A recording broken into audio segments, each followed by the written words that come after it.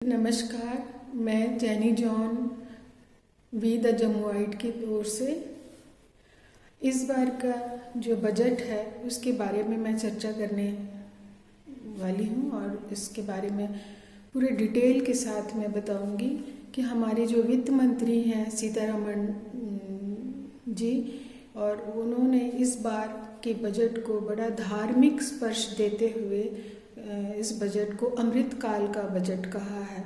क्योंकि हमारे देश में कुछ भी अगर किया जाए धार्मिकता का उसमें अगर स्पर्श रहे तो लोग उसको ज़्यादा अहमियत देते हैं। तो उन्होंने पार्लियामेंट में बड़े जोर शोर से इस बात को अनाउंस किया है, घोषित किया है कि ये एक हमारा जो ये बजट है ये एक अमृत काल का बजट है। और इससे पहले भी हमने जो हमारे थे जेटली साहब उन्होंने भी इसी तरह का अनाउंसमेंट किया था कि ये एक धार्मिक अमृतकाल धार्मिक स्पर्श देते हुए बजट को अमृतकाल कहा था। तो उसी को ही दोहराते हुए सीतारमण जी ने भी इसे अमृतकाल का बजट कहा है। इस अमृतकाल के बजट में आखिर क्या लाया गया है और क्या हमने पाया है, तो इसको हम ज़रा डिटेल से देखेंगे कि इस बजट को जानने से पहले हम ये जानना चाहेंगे कि हमारी सरकार जो है वो पिछले बजट में किस हद तक वो पूरी उसको संपूर्ण किया और अपने वादों को किस हद तक पूरा किया है। तो अमृतकाल का जो बजट है जो सीतारमण जी ने पेश किया है उसमें पिछले साल के बजट के बारे में कोई भी जिक्र नहीं है। ये तो हमने खुद खोजबीन करके ये देखा कि पिछले साल को आखिर कौन कौन सी बजट को जो वादे किए गए थे और किस हद तक पूरी करी गई है।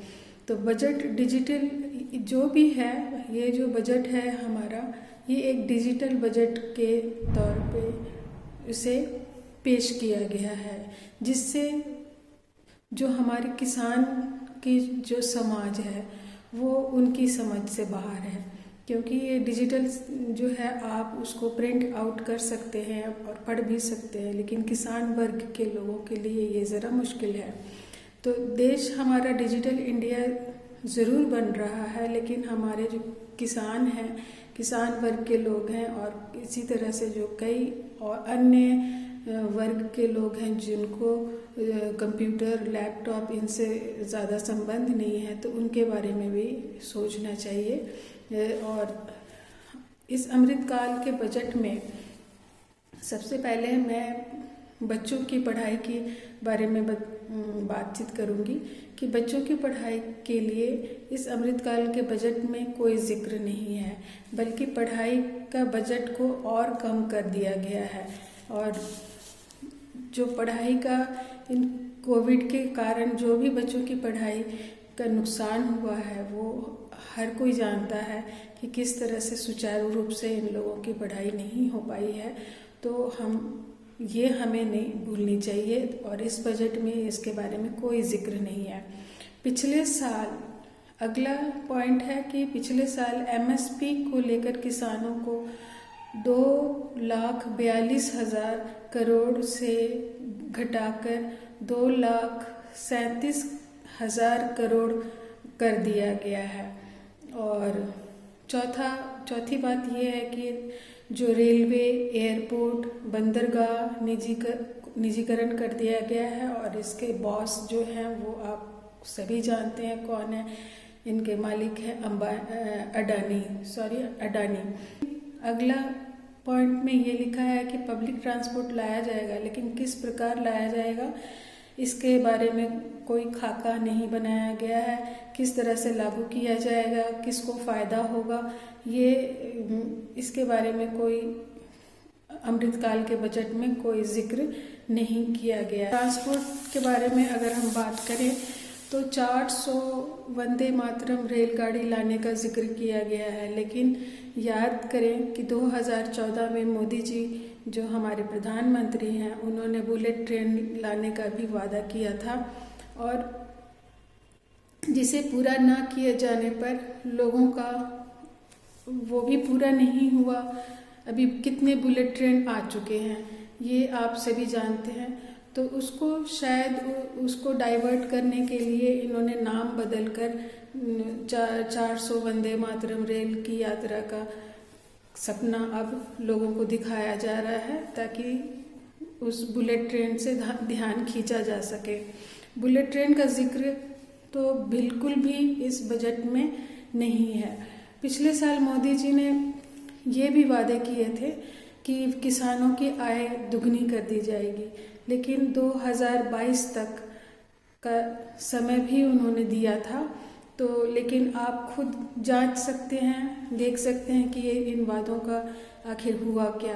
किसानों की जो हालत है वो उसका जायज़ा आप खुद ले सकते हैं, इंटरनेट पर हर कुछ मौजूद है।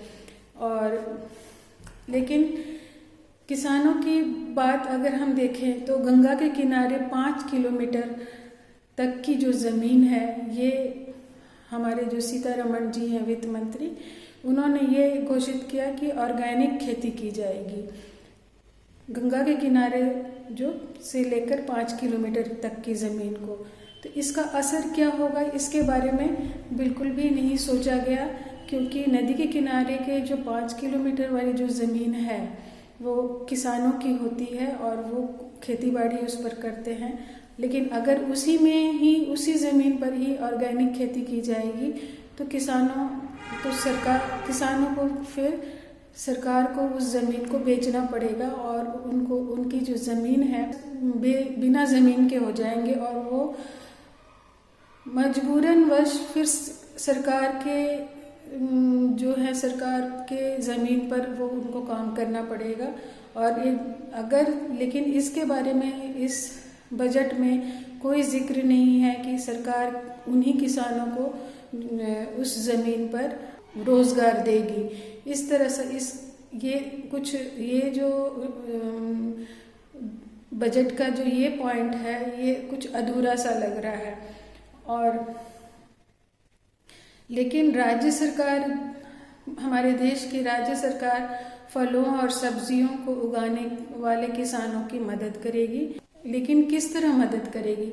ज़मीन का डॉक्यूमेंट डिजिटल होगा और ड्रोन ऊपर से उड़ाया जाएगा, और उसके ज़रिए फसल का पूरा मूल्यांकन होगा, और भूमि का रिकॉर्ड भी उस ड्रोन के ज़रिए रिकॉर्ड रखा जाएगा, और ड्रोन के ज़रिए ही कीटनाशक दवाइयों को छिड़का जाएगा। तो इस तरह से हमारा देश जो है वो डिजिटल बनने जा रहा है। जो हमारे देश की जितनी भी ज़मीन है उसमें सिर्फ 27 करोड़ ज़मीन ही की सिंचाई की सुविधा सरकार 70 सालों में सारी गवर्नमेंट आती हैं, कांग्रेस भी और बीजेपी भी आती है, तो इनमें 27 सालों में इन्होंने सिर्फ सिंचाई की सुविधा दे पाई है। अब आप सोचें, जो किसानों को की ज़मीन जो गंगा के किनारे जो ज़मीन है तो उसकी सुविधा कितनी दे पाएगी इनकी, क्योंकि इनकी जो स्पीड है काम करने की वो बहुत ही धीमा है, और 70 सालों में जो काम सिर्फ 27 करोड़ ज़मीन को ही सिंचाई की सुविधा दे पाई है, तो वो वहाँ पे गंगा के किनारे की ज़मीनों का क्या हाल होगा ये सब वक्त ही बताएगा। और अमृतकाल के बजट का एक और धमाका ये भी है कि किसान की बीमा कंपनी और किसानों के फायदे, किसानों की बीमा कंपनी की तुलना में किसानों को सिर्फ 6% फायदे मिले हैं, और बीमा कंपनियों को फिर फ़ायदा ही फ़ायदा है, और उनका फ़ायदे का नेटवर्क बढ़ता जा रहा है। तो इन सब बातों को बजट में बताना चाहिए था। हैरान करने वाली बात यह है, मज़ेदार बात यह है कि 9 करोड़ छोटे किसान हैं, उसमें सरकार उन की जो योजनाएं हैं वो सिर्फ 1 करोड़ किसान तक ही पहुंच पाता है और उनको ही ये मिल पाता है, और टीवी और मीडिया सारे उन्हीं को, उसी 1 करोड़ किसान की जो जो फायदा ले पाते हैं उन्हीं को दिखा दिखा कर लोगों तक ये मैसेज भेजा जाता है कि सरकार के काम कितने सुचारू रूप से चल रहे हैं। और सबसे निराशा की बात है मिडिल क्लास के लोगों को, जिनको उम्मीद थी कि इन 2 साल के जो कोविड में जिन्होंने सफ़र किया है तो शायद टैक्स में कोई राहत मिलेगी, लेकिन टैक्स में कोई राहत नहीं मिली। सिर्फ टैक्स स्लैब को इतना किया गया है कि टैक्स स्लैब को बदला नहीं गया है। अगर एक थोड़ी अच्छी बात ये हुई है कि अगर कोई टैक्स नहीं दे पाता है तो सरकार ने उनके लिए ये इंतज़ाम किया है कि 2 साल के अंदर अंदर आप अपने उसको टैक्स ना देने की जो है आप उसको सुधार सकते हैं। तो ये थोड़ी अवधि, टैक्स देने की अवधि जो छूट गया है, टैक्स नहीं दे पाए हैं, तो उसको पूरा करने के लिए 2 साल की अवधि को बढ़ा दिया गया है।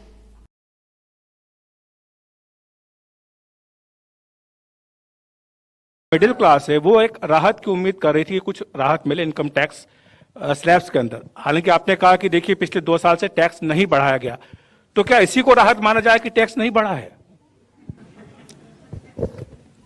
नहीं, मैं सिनिकली जवाब नहीं दूंगी उसको। सिनिकली अगर देना है तो मैं बोलूंगी हाँ टैक्स बढ़ा नहीं है इसीलिए राहत है। नहीं, I am not saying that. There are times when you can give. There are times when it'll have to wait a bit longer. So I'm sorry it didn't happen. But बहुत सारे जो मिडिल क्लास का हुआ वो भी middle class के खाते पे डालिए ना। Middle class across the board, मैं बजट में जो उपयोग की लाइन वो आपको पढ़ना चाहती हूं।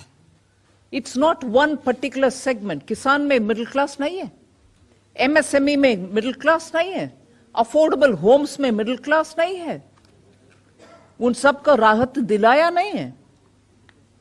हम मिडिल क्लास मतलब क्या बोलते हैं? अफोर्डेबल होम्स जो देते हैं मिडिल क्लास को देते हैं। सीनियर सिटीजन्स में मिडिल क्लास नहीं है। आज स्टॉक मार्केट में रिटेल इन्वेस्टर के नाम पे जो जाते हैं क्योंकि फिक्स्ड डिपॉजिट में रिटर्न्स इतना अच्छा नहीं है इसीलिए स्टॉक मार्केट में जा रहे हैं, वो मिडिल क्लास नहीं है। सो मिडिल क्लास के वर्णन हम मन में रखें प्रश्न पूछने से पहले।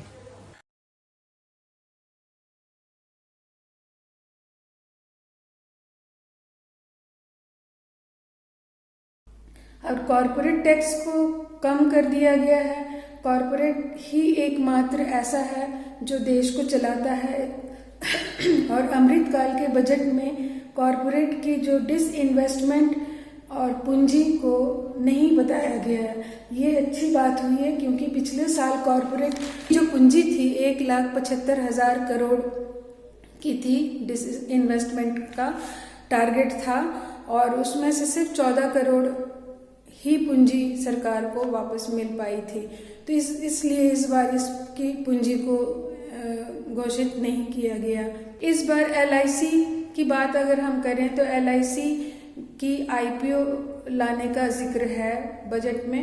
एलआईसी के पैसों के जरिए सरकार ने अपने अनुकूल उसको बनाकर एलआईसी को जिंदा रखा है। एलआईसी की जो पूंजी है पब्लिक सेक्टर में जिस प्रकार लगाई जाती है तो उसमें काफ़ी करप्शन हुआ था। ये देखने को मिला था कि उसकी जो एलआईसी की जो बुक है उसमें करप्शन ही करप्शन था। तो उसको सुधारने के लिए एलआईसी के लिए उन्होंने आईपीओ लेकर आए हैं इस साल, जो पिछले साल नहीं लेकर आए थे। अगला ये बजट के बारे में ये है कि एमएसएमई को 6,000 करोड़ 5 साल तक डाकघरों के साथ जोड़ने की बात की है। लेकिन इधर कितनी बार हम देखते हैं कि एटीएम से पैसा निकालने पर भी हम जो जनता से टैक्स की वसूली की जाएगी। तो अगर सरकार ये कह दे कि एटीएम से टैक्स वसूली नहीं की जाएगी तो शायद ये लोगों के लिए राहत होगा, लेकिन ऐसा बजट में कोई भी बात जिक्र में नहीं है। अब देश की हालत आज सोचिए कि आज गरीब तबका जो है वो ऐसा लग रहा है कि गरीब तबका के लिए कि क्या है, एक मिडिल क्लास के लिए कुछ ज़्यादा राहत नहीं है। और गरीब तबका के लोग, जो कुछ लोग ऐसे हैं जो 5 किलो अनाज से ही अपना घर चला रहे हैं, और कुछ तो ऐसे हैं जो कि अपने हर रोज़ वो अपनी रोजी रोटी कमाने के लिए जुटे हुए हैं और उन्हें हमेशा चिंता रहती है, हैंड टू माउथ है। और इस तरह से सरकार, इनके बारे में भी ज़्यादा कुछ बजट में नहीं कुछ बताया गया है। और मोदी जी ने पिछले साल 100 स्मार्ट सिटी की घोषणा की थी, लेकिन इस बार इसी स्मार्ट सिटी का नाम बदलकर कोऑपरेटिव अर्बन हाउसिंग के नाम से उन्होंने नया नाम दिया है, जिसको में बनाने के लिए घोषणा की है हमारे वित्त मंत्री। और इस नाम से सरकार से ये सवाल है कि पहले इस बजट में ये बताया जाता कि 100 जो स्मार्ट सिटी थी, जिसके बारे में पिछले बजट में जिक्र किया था हमारे प्रधानमंत्री जी ने, तो क्या उसका क्या हुआ, वो कितनी स्मार्ट सिटी बन चुकी है, और उसमें आगे इस हाउसिंग जो कोऑपरेटिव अर्बन हाउसिंग है, इसमें आगे क्या क्या होगा, ये इसके बारे में कोई खुले तौर पर कोई जिक्र नहीं है। धन्यवाद। ये हमारा बजट था जिसके बारे में मैंने आपको जितना भी जानकारी मैंने कलेक्ट किया वो आपके सामने हमने रखा है। और अब आप देख सकते हैं, जनता को ये पता चलना चाहिए कि हमारे बजट में आखिर क्या है हमारे देश की, क्योंकि जो हमारे मन की बात है वो हम भी अपने मीडिया के जरिए कहते हैं। और यहाँ पे मोदी जी ने अब जो भी बदलाव लाया है, ये ज़्यादा उसमें कोई देश के लिए सुधार की बात नज़र नहीं आ रही है। तो ये आपके सामने हमने बजट का सारा ब्यौरा रख दिया, और आप डिसाइड करें कि देश में आगे क्या होने वाला है, और किस तरह हमारी जो फाइनेंशियल और हमारी जो अर्थव्यवस्था है वो किस तरह से हमारे देश की होने वाली है, ये आप खुद डिसाइड करें। नमस्कार।